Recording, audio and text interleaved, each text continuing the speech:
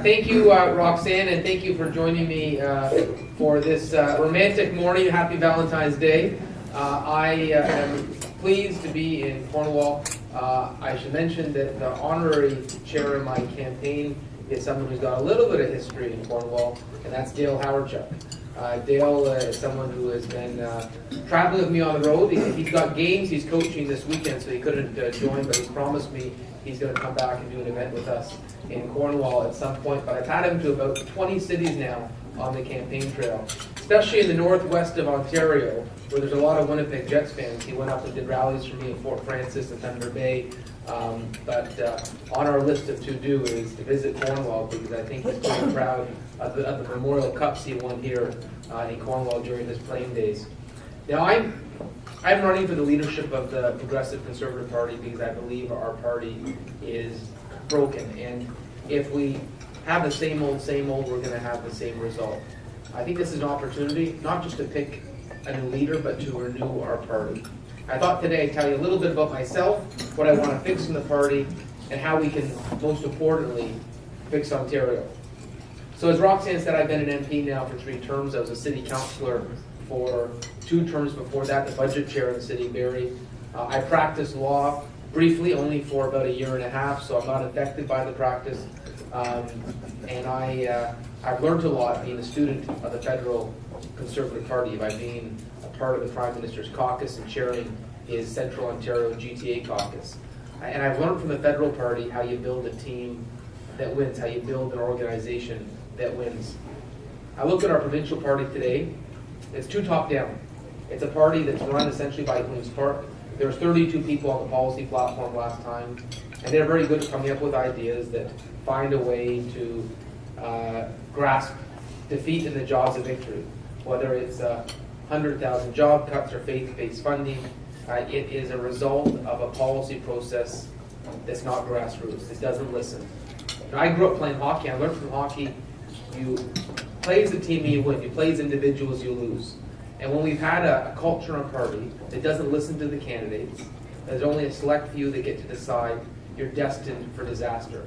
If you had to ask the candidates in the last election, do you want to run on 100,000 job cuts? If you had asked that to Roxanne, she would have said, not a chance.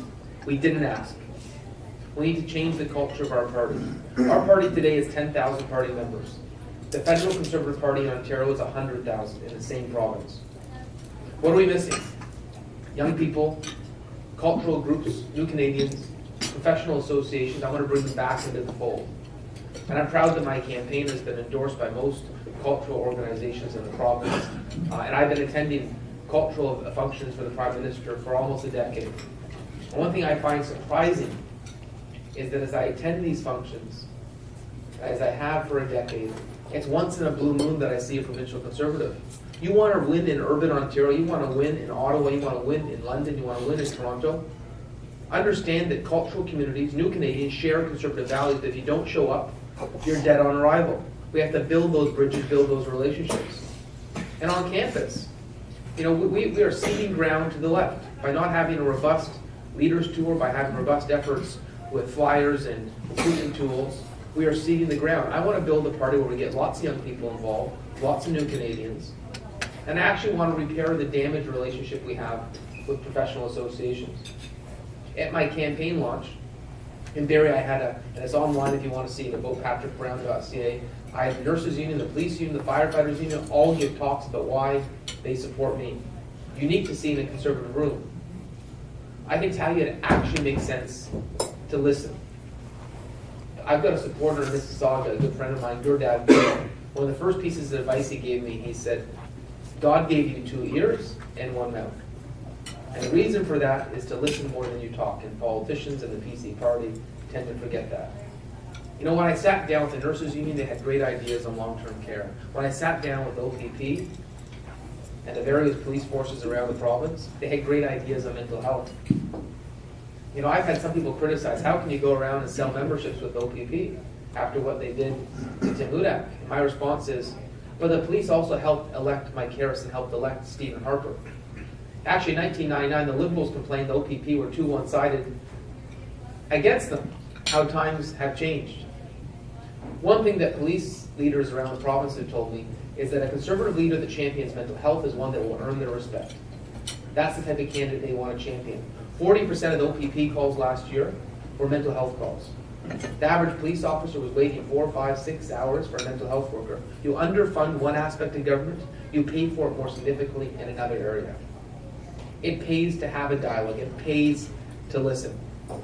I also feel that the approach our party has taken has been too negative, too partisan. And what I mean by that is we voted against the Liberals hundreds of times in a row. We announced we were going to vote against the budget without even seeing it. And I think Conservative Party members might have said, rah, rah, rah, we hate the Liberals. But I think 99% of the population doesn't care the color of your jersey. They don't care if you're Liberal, NDP, or Conservative. The only thing they care about is how you're going to help their community, help their family, and make their province better. And if we look like we're closed-minded, voters will not view our party as sincere and authentic. So I will say at Queen's Park, if I'm leader of the party, there is no monopoly on a good idea. If it benefits Ontario, I will champion regardless of where that idea originates. I will never vote against a bill without reading. I'll never vote against the budget without reading it. We will be the party of thoughtful analysis. We will not be the party that is rigid and intensely partisan. We need to show the province that we're willing to work with anyone to pursue the best interest of Ontario. I think that we take that approach, people will lend us their ears. People will give us fresh consideration. If we get fresh consideration, we can start talking about the real issues in Ontario. And that's what I want to talk to you about today. I think in the last election, despite there being massive problems with hydro prices and government waste and scandals, voters came out to vote against us. It became a polarized election. It became a ballot. We became the ballot question. We now need to make sure the issues of Ontario are what are talked about. And here's the themes that I have been taking around the province. On education, on healthcare, and job creation. On education, the only change that Kathleen Wynne has been pushing is this radical new sex education curriculum, teaching things like gender identity in grade 1. And I've said, instead of bringing in new sex education curriculum, how about a focus on reading, writing, and arithmetic? How about teaching, here's a novel concept, financial literacy in high school. Teaching kids how to do their income tax, how to manage a visa. But I guess the Liberals might not want to teach kids how to balance a budget. That might not be a good concept. How about the skilled trades?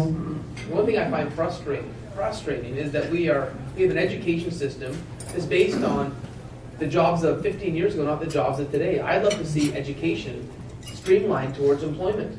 I look at Germany with envy in their education system, where they've got a rich manufacturing sector, but they graduate people for the jobs that exist today and tomorrow. In Ontario, we do not do that. And we graduated 9,000 new teachers last year for 5,000 teaching positions. 75% of new teachers can't find a job. How unfortunate is that someone who works hard, takes out a big student loan, ends up with a degree for a job that does not exist? What's worse is we're subsidizing it. Here's my pitch. Hire the jobs that exist. Train people for the jobs that exist. I was up at Cambrian College talking to the electrical students, the power line workers, 24 graduates last year, 301 job offers. There was one survey that suggests Ontario loses $3.7 billion a year based on jobs that are not fulfilled in Ontario that exist. Let's build an education system based on employment. Let's look at the market conditions and allow that to help shape the type of people we're going to graduate, the type of students we're going to graduate.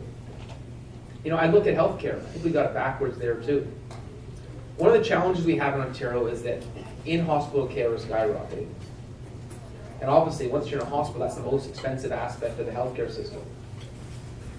And this government has done everything possible to actually encourage the growth of in-hospital care. They cut chiropractic care. They took $44 million out of physiotherapy. They built no new long-term care beds in a decade. A long-term care bed is 1/10 the price of a hospital bed. 1/10. Yet our hospitals are jammed of people waiting for long-term care. It's a misuse of taxpayer dollars. The Ontario Society of Chiropractors Association did an estimate that We now spend $350 million more in the healthcare system because of people that would have otherwise gone to the chiropractor that now get a prescription or go to the doctor. And on physiotherapy, an example I used in the Ottawa debate last week is my own grandmother. So my grandmother is 100 years old, sharp as anything, even selling memberships. For me, it's tough to say no to a proud 100-year-old grandmother. But a number of years ago, she had a fall. She broke her hip. And after 9 months of physiotherapy, she was able to walk again with assistance of her walker. And I thought to myself, that's the type of service you can never diminish. The reality is, having a strong physiotherapy service in Ontario will lead to people that might be bedridden, lead to people that might be using the hospital regularly to mitigate their use, to diminish the amount of need they'll have on the healthcare system. And this is a government that does not get it. They spend heavy on administration and healthcare. They pay no reference to preventative or long-term care, and we're paying the cost. Cardiac care is skyrocketing. Chronic care is skyrocketing.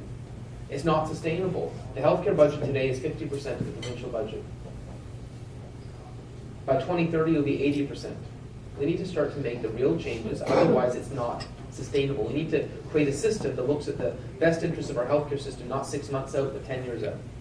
And I think a look at preventative healthcare and long-term care and in-hospital care, that type of assessment, that type of honest discussion will be very fruitful for Ontario. I look at jobs, because the economy is the most important thing when it comes to rescuing Ontario. It's the biggest issue. If you don't have jobs, you don't have the ability to create wealth, to invest in healthcare and education. Jobs dictate everything. We've lost 300,000 manufacturing jobs in Ontario, and we're stinging because of it. We've got a huge deficit because of it.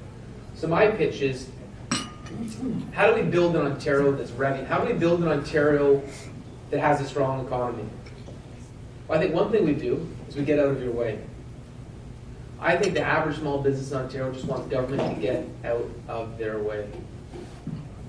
You know, I remember visiting a chief minister in India. I chair the Canada-India Parliamentary Association. I remember visiting a chief minister who had turned a state in India from one of the weakest performers in India to one of the strongest. I remember asking him, how did you make your state so successful? And he said to me, good roads to get product to marketplace, cheap power, and no red tape. I thought to myself, let's apply that example to Ontario. Ontario, we've got gridlocks suffocating our urban hubs. We have the most expensive power in North America, and we have red tape galore. Actually, we have 365,000 regulations on the books in Ontario with an estimated application cost of $11 billion a year. So here's my pitch for Ontario. We're going to build the transportation corridors to get product to marketplace swiftly and fastly. We are going to rip up the Green Energy Act, because having hydro prices that are not competitive with comparative jurisdictions is a job killer. And we're going to reduce red tape. We're going to have a red tape reduction secretariat, and we're going to look at aspects of government regulations that inhibit your ability to build and grow your business. We're going to get rid of it. I was proud to be in the House of Commons to vote for Tony Clement's motion that said, for every new regulation created, we will reduce an existing one. Now, I look at the Green Energy Act, and the reason I call it a job killer, I was in Leamington visiting a greenhouse farm there with a $19 million payroll, one of the most successful in Essex County. I asked the owner how he was doing. He said they were going to do an expansion. And I said, fantastic. Then he told me he was going to do the expansion in Michigan. And I asked him why, and he said 14 cents a kilowatt in Leamington, 5 cents a kilowatt in Michigan. Those are jobs, those are provincial income tax that we're not going to get, because we have priced ourselves out of the market. We are the most difficult place to create a new job in North America. We're the most difficult place to create a new job right now in Ontario.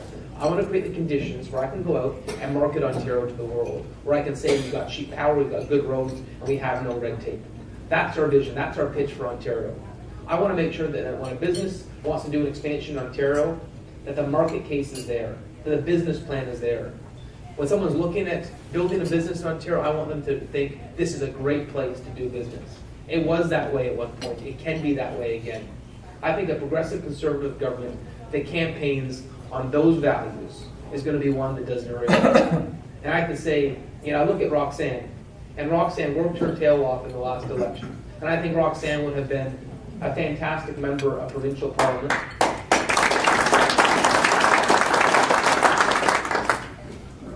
But her party let her down. A small group at Queen's Park let her down. That's why I think we need a clean house. We need a fresh start. We need to make sure it's not the same old, same old. We need to make sure that when a candidate works her tail off, that she never gets let down by a small group that think in the middle of campaign of some novel concept that they're going to push. We're going to make sure our platform next time that you have a say, that all of you have a say, that we give value to membership, that never again we'll see central parties blow an election that was entirely winnable.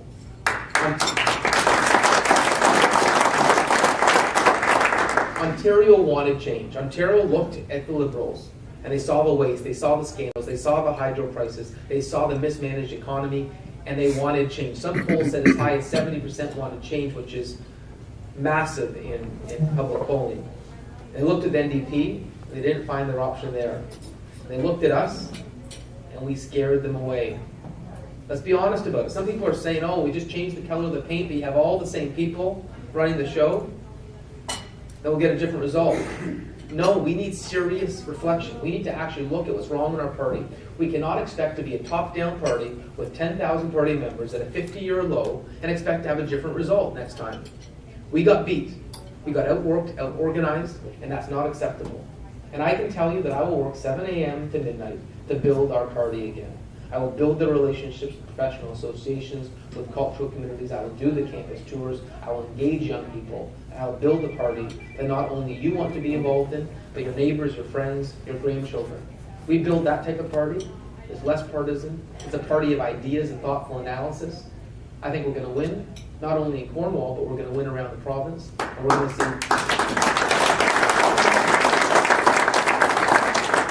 And we're going to see people like Roxanne joining me at Queen's Park. That's my goal, and I'm not going to stop till we achieve it, because Ontario needs us. Ontario needs us to get our party right so we can rebuild this province.